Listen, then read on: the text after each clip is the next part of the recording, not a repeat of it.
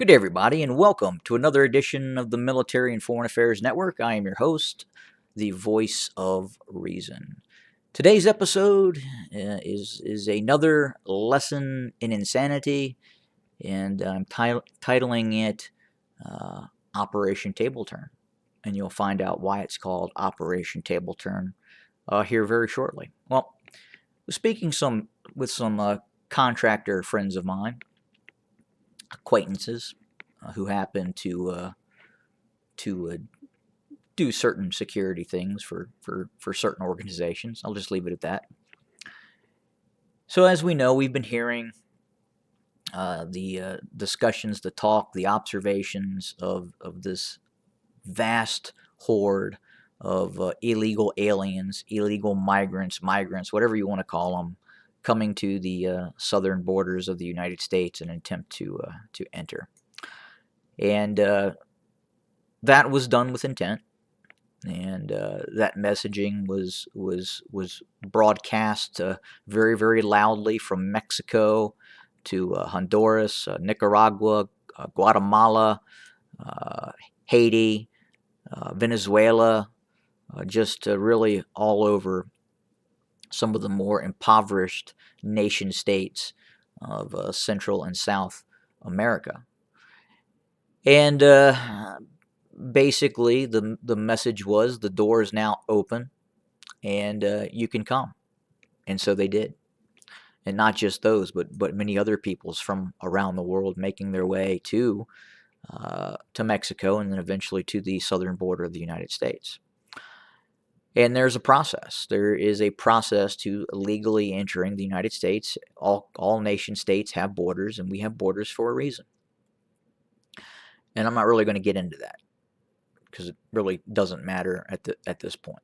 But what does matter is some of the activity that you may have been observing on media outlets that are willing to cover said activity that is happening inside the United States. So what we are saying is that these so-called unaccompanied minors that are crossing the southern border and are being placed in temporary detention are then being taken to a small airport facility contracted by DHS, Department of Homeland Security, and then they're being flown predominantly to areas such as Virginia, Delaware, New Jersey, New York, for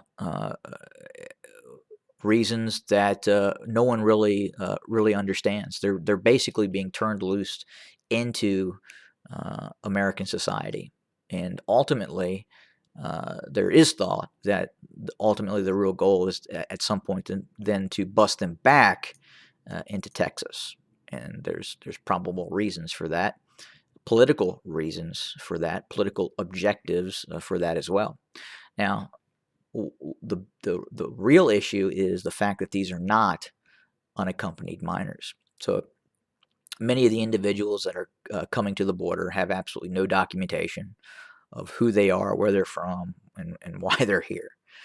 And they have learned very quickly through information by word of mouth that if they simply say that they're 18 or under, that they are then immediately classified as a unaccompanied minor. And we've seen males, fighting age males, of all walks of life, of all nationalities, not just Mexican, and even individuals from the Mideast,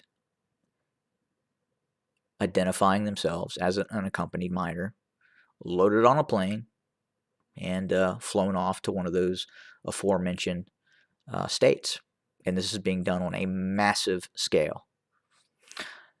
And one of the individuals that I had the opportunity to speak to, that he had overheard a member of senior management discussing with a supposed, having a conversation with an administration appointed official, meaning a political appointee, and the the code name for this activity, this operation, is called Operation Table Turn. So what does that mean? Why would you call a semi-secret operation table turn? I don't know, it could allude to turn the tables, but what kind of tables would they be trying to turn? And again, the thought process is the eventuality of getting them back to Texas, and it is a very, very important political goal at this time to turn Texas from red to blue. And obviously, the vast importation of peoples who have to be cared for by a government, by a nanny state, would facilitate that.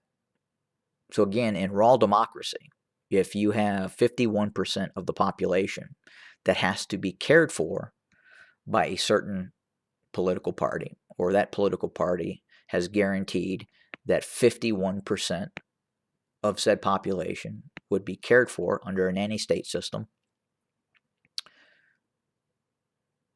then who wins the election?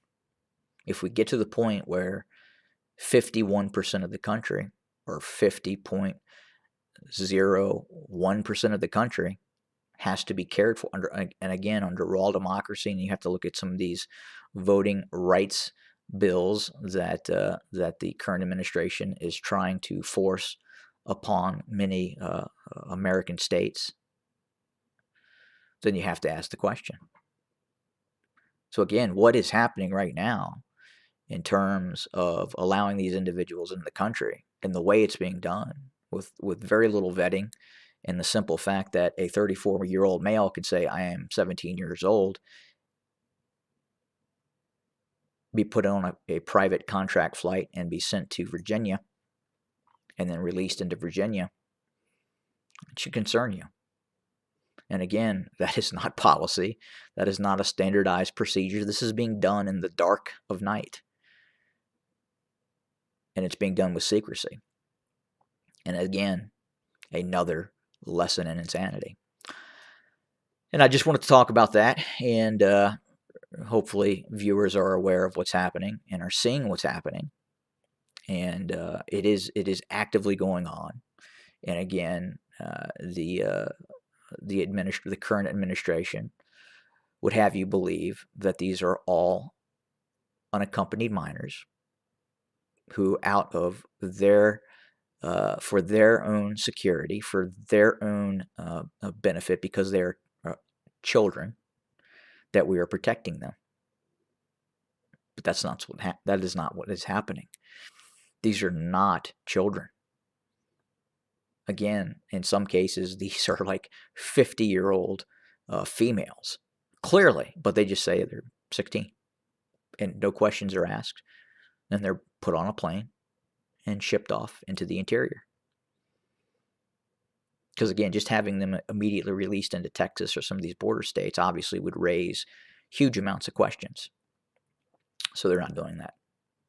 And again, just watch some local newscasts if you can find it.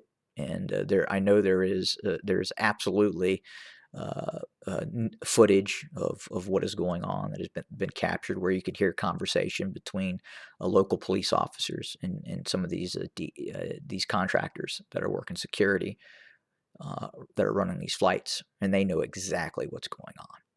And it is nefarious and is, in all probability, subverting our democracy, our republic. Have a good day, everybody.